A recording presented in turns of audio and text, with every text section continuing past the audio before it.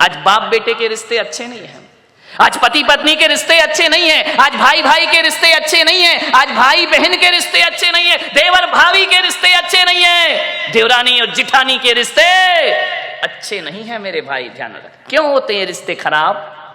क्योंकि इनमें केवल रिश्ता है, इन रिश्तों में दोस्ती नहीं है। ध्यान रखना। अरे सास बहू का रिश्ता तो दुखदाई होगा, लेकिन सास बहू के रिश्ते में यदि दोस्ती का रिश्ता डाल दिया जाए तो वही सास माँ से बढ़कर के हो जाती है और वही बहू बेटी से अरे दूध तो बहुत मीठा होता है, दूध तो मधुर होता है। गाय जब दूध देती है तो बड़ा मधुर दूध देती है, लेकिन उसके दूध में यदि थोड़ी सी शक्कर चीनी और डाल दी जाए तो दूध और बढ़ जाया करता है, उसका स्वाद बढ़ जाता है। मैं कहता हूं कि बाप बेटे के रिश्तों में भी दोस्ती होना चाहिए, माँ बहन माँ बेटे के रिश्तों में दोस्ती होना चाहिए, भाई बहन के रिश्तों में दोस्ती होना चाहिए। अब वो जमाना गया कि एक बाप कहे 14 वर्ष को वनवास जाओ तो बेटा चला जाए। गया जमाना। धोखे से भी मत बोल देना, मजाक में भी मत बोल देना, नहीं तो बाप बेटा कहेगा जाओ वृद्धाश्रम, अब इस घर में तुम्हारी कोई जरूरत नहीं। अब वो जमाना गया कि बहू सास की आवाज हो, बहू का इतना बड़ा घूंघट निकल आए, पानी उठाने में हाथ कांपने लगे। गया जमाना। ध्यान रखना, छोड़ाओ वो गलियां। अब जमाना बदल गया है, ध्यान रखिए। सास बहू में बहुत प्रेम होगा यदि दोस्ती हो जाए, देवरानी जिठानी में बहुत प्रेम होगा यदि दोस्ती हो जाए, और तो और छोड़ो गुरु और शिष्य में बहुत प्रेम होगा यदि उनके बीच भी दोस्ती का रिश्ता बन जाए, और भी छोड़ो भक्त और भगवान का रिश्ता ऐसा निराला हो जाएगा यदि बीच में प्रेम और दोस्ती का रिश्ता समाहित हो जाए। मित्र बनो। ध्यान रखना, मित्र बनना एक कला है, मित्र बनना एक बहुत बड़ी तपस्या हुआ करती। जंगल में किसने साथ दिया? राम जी का मित्रों ने साथ दिया। मान्यवर दोस्त ही साथ देते। एक बार दो रिश्तेदारी दगा कर जाएगी, दोस्ती हमेशा काम आए। मुझे मालूम है ना, एक बाप के साथ बेटा कितनी देर बैठेगा? आधे घंटे, 10 मिनट, 20 मिनट। उसके बाद कहेगा पापा चलूं। समझ में आ रहा? दो भाई आपस में कितनी देर बैठेंगे? वहां औपचारिकताएं हैं, वहां डर लगता है कि बाप के सामने क्या बोलना, बड़े भाई के सामने क्या बोलना। ये रिश्ते उबाऊ हो जाते हैं, उब जाता है आदमी इन रिश्तों से। ज्यादा देर बैठना, लोग कहते हैं कि हमारे साथ हमारे बच्चे बैठना नहीं चाहते हैं। तुम्हारे अंदर दोस्ती का रिश्ता ही नहीं है तो बैठना क्यों चाहेंगे मेरे भाई? तुम्हारे अंदर तो वही है छोटे बड़े का रिश्ता, हम बड़े तुम छोटे, हमारा सम्मान। औपचारिकताएं, फॉर्मेलिटी, ये रिश्ते आनंद नहीं दे सकते जीवन को। ध्यान रखें। दोस्ती, एक दोस्त के साथ पूरा दिन गुजार लो, कहते हैं दिन पता ही नहीं चलता कैसे गुजर गया।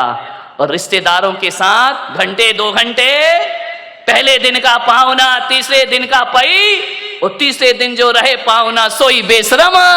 रिश्तेदारों के यहाँ जाओगे, एक दिन बड़ा स्वागत होगा, दूसरे दिन थोड़ा कम स्वागत होगा, तीसरे दिन और कम होगा, वहीं रहने लगोगे। लोग कहेंगे अतिथि कब? हाँ बोल दो कब जाओगे। ध्यान रखिए, मान्यवर सोचना है। दोस्ती में तो जिंदगी भी गुजार दो तो पता नहीं चला करती है। लोग कहते हैं कि अब वफादार दोस्त नहीं मिलते हैं। कहां ढूंढने जाओगे वफादार दोस्त? कहीं नहीं मिलेंगे मेरे भाई। मैं पुलक सागर तुमको एक सलाह देता हूं, ईमानदार और वफादार दोस्तों की तलाश मत करो। हिंदुस्तान में घूमते रहोगे तो भी वफादार दोस्त नहीं मिलेगा, फिर ये जिंदगी कैसे चलेगी? तो वफादार दोस्त मत तलाशो। मैं तो कहता हूं आपसे, वफादार दोस्त बनने की तैयारियां कर लो। हजारों वफादार तुम्हारे साथ होंगे। आप वफादार दोस्त तलाशते हो और बेवफा की जिंदगी जीते हो। नहीं, खुद ईमानदार बन जाओ, खुद वफादार बन जाओ, हजारों वफादार तुमको अपने आप प्राप्त हो जाएंगे। मान्यवर ध्यान रखना, एक अच्छा दोस्त जीवन के लिए बहुत बड़ी हमारी ताकत बनता है। एक ही पर्याप्त है, ज्यादा की जरूरत नहीं है। एक ही दोस्त हो, लेकिन अच्छा हो। खुशियां तो हमारे जीवन में होती हैं, लेकिन दोस्त ऐसा होता है जो हमारी खुशियों को दुगना कर देता है, चौगुना कर दिया करता है। आपको कोई खुशी मिलती है, आप बताओ सबसे पहले आप किससे शेयर करते हैं? दोस्त से शेयर करते हैं। मेरे इतने नंबर आए, मैं इतने अंकों में पास हो गया, मैंने ये कर लिया, मैंने वो कर लिया। हर बात दोस्तों से की जाती है, क्योंकि हमें लगता है कि हमारा दोस्त हमारी तरक्की से जलने वाले नहीं हैं, लेकिन रिश्तेदार तो हमारी तरक्की से जला करते हैं, रिश्ते नाते वाले तो हमारी ऊंचाइयों से जला करते हैं। दोस्त ऐसा होता है जो हमारी खुशी में हमसे एक आईने को देखना। दोस्त कैसे होना चाहिए? दर्पण की तरह। क्या कर सकते हो, अब जैसी भाग्य में लिखी है वही प्राप्त। संतान में कुछ नहीं कर सकते हो आप, लेकिन एक बात मैं कह रहा हूं, 60% दुखों से बचाती है पत्नी, और यदि पत्नी 60% दुखों से हमें बचाती है, तकलीफों से बचाती है, तो मैं पुलक सागर बड़े विश्वास के साथ कह रहा हूं कि मित्र 80% तकलीफों से हमें बचाया करता है। मित्र का हाथ हमारे जीवन में ज्यादा होता है, दोस्त ज्यादा साथ देता है। क्योंकि दोस्त तो तब भी था जब पत्नी नहीं थी, दोस्त आज भी है जब पत्नी नहीं है। दोस्तों को बहुत सोच समझ के बनाने का प्रयास करिए, 80% दुखों से बचाएगा। और यदि गलत दोस्त मिल गया, जिंदगी को बर्बाद करके चला जाएगा। एक दोस्त हमारे जीवन में जरूर होना चाहिए। पत्नी गड़बड़ मिली तो यही जन्म बिगड़ेगा, ध्यान रखना। पत्नी गड़बड़ मिली तो यही जन्म बिगड़ेगा, और दोस्त गड़बड़ मिल गया, 7 पीढ़ियां बर्बाद होने में ज्यादा देर नहीं लगा। एक आदमी जब भी भ्रमित होता है, दोस्तों से होता है। समझना है आपको, दोस्ती इतनी आसान नहीं है। और एक बात याद रखना, दोस्ती के बिना कोई जिंदगी भी तो नहीं है। कोई है यहां पर जिसके कोई मित्र ना हो? है? हाथ उठा, जिसका कोई दोस्त ना हो। आजकल तो दोस्तों की कमी नहीं है, पड़ोसी दोस्त हो या ना हो, फेसबुक से तो हजारों दोस्त बन जाया करते हैं, व्हाट्सएप से हजारों दोस्त बन जाया करते हैं। दोस्तों की कमी नहीं इस दुनिया में, कोई नहीं होगा जिसका। मेरा भी ऐसा नहीं कि मेरे दोस्त नहीं है, बहुत दोस्त है मेरे, मित्र तो होते ही हैं, मानने वाले। जिंदगी में यदि दोस्त ना रहे तो जिंदगी क्या बचेगी? कोई काम की नहीं रहेगी जिंदगी। जिंदगी का नाम दोस्ती, दोस्ती का नाम जिंदगी। दुनिया में यारो कुछ भी नहीं होता रे, दुनिया में यारो कुछ भी नहीं रहता, रह जाती है दोस्ती। जिंदगी का नाम दोस्ती, दोस्ती का नाम जिंदगी। दौलत कमाई कुछ न कमाया, शोहरत कमाई कुछ न कमाया, दुनिया में उसने सब कुछ कमाया, जिसने कमाई दोस्ती। जिंदगी का नाम दोस्ती, दोस्ती का नाम जिंदगी। जिंदगी है तो दोस्ती है, दोस्ती है तो जिंदगी है। सब मिले और दोस्त ना मिले तो जीना दुश्वार हो जाता है।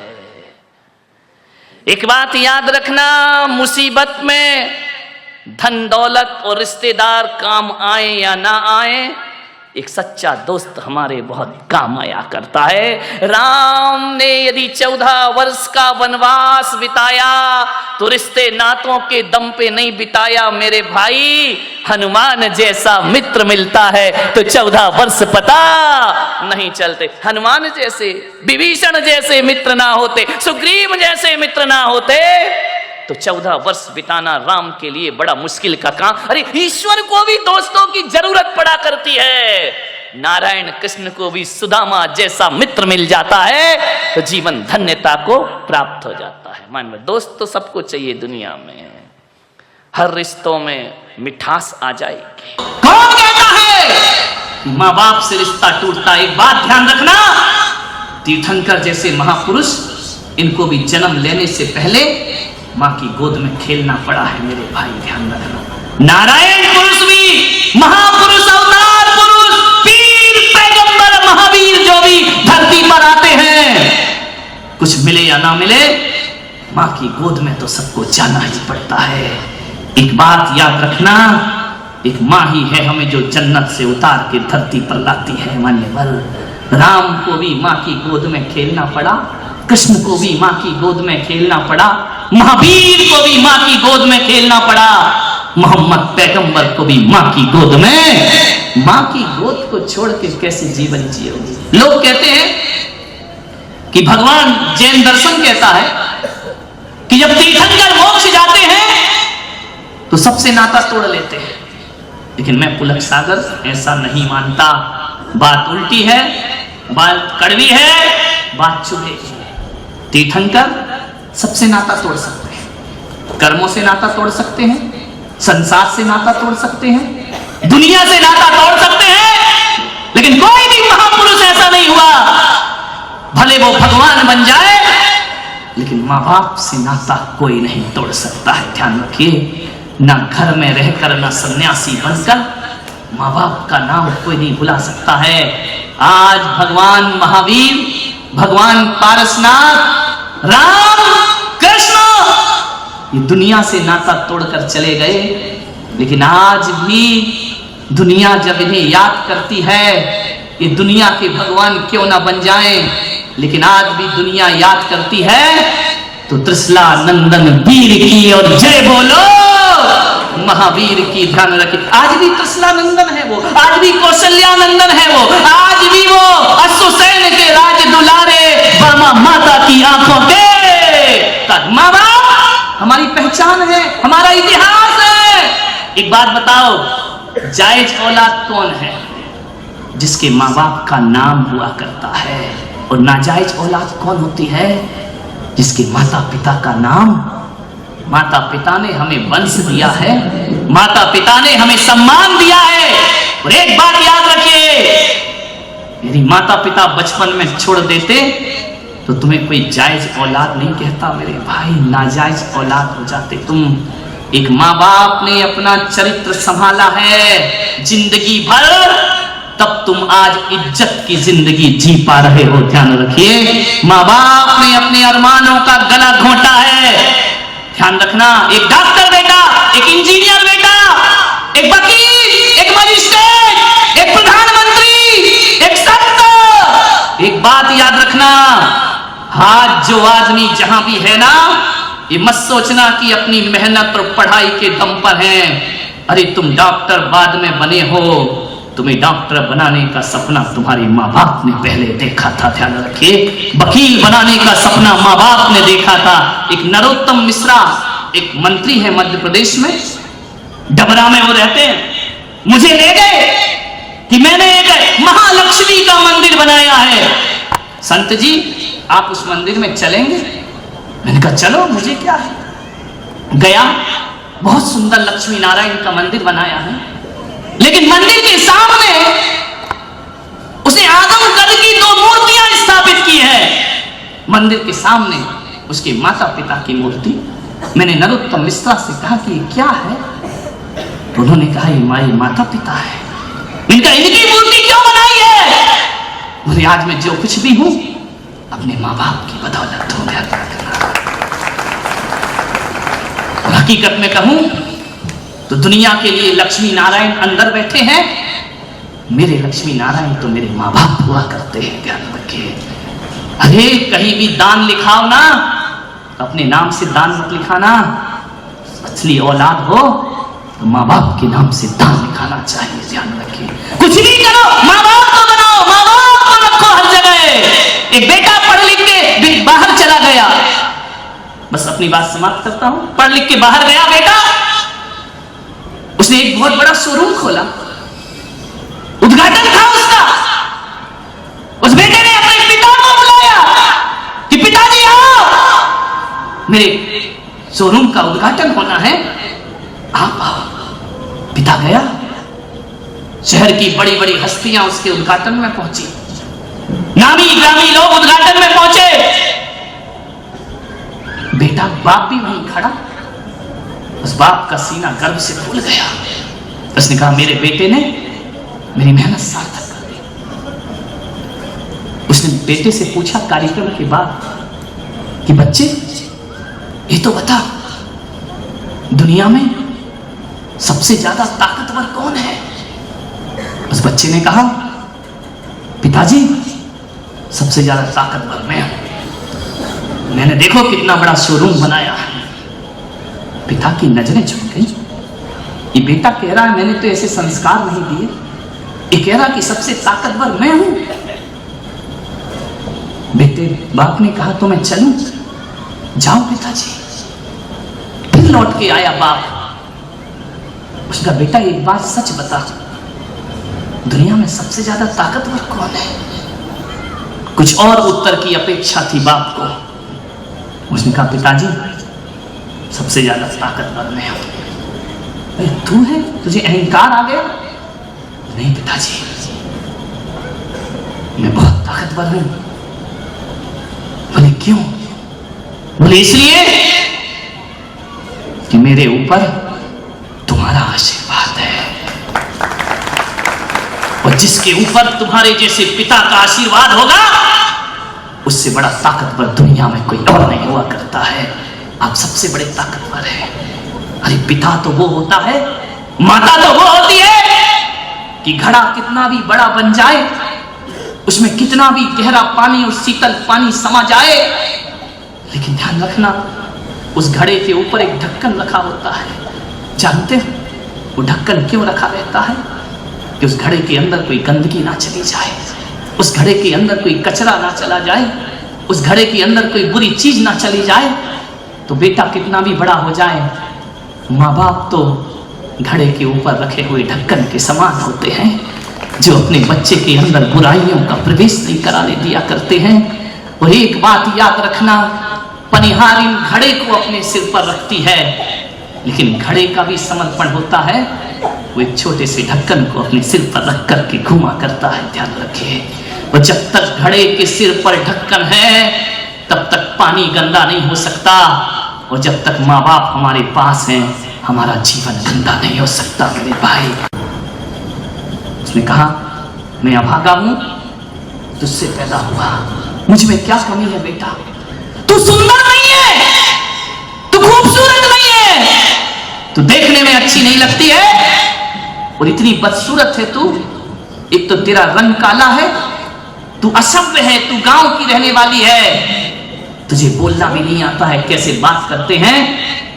और एक सबसे जो कमी रही तेरे जीवन की, वो मुझे खटकती रही कि तू एक आंख से कानी है, तेरी आंख नहीं है। नादान औलाद, हमारा देश तो वो देश है जिस देश में हम लोग रहते हैं, यहाँ माँ की सुंदरता नहीं, माँ की ममता देखी जाती है, माँ का प्यार देखा जाता है। और मैं तो कहता हूँ माँ के प्यार से बड़ी सुंदरता दुनिया में कोई दूसरी।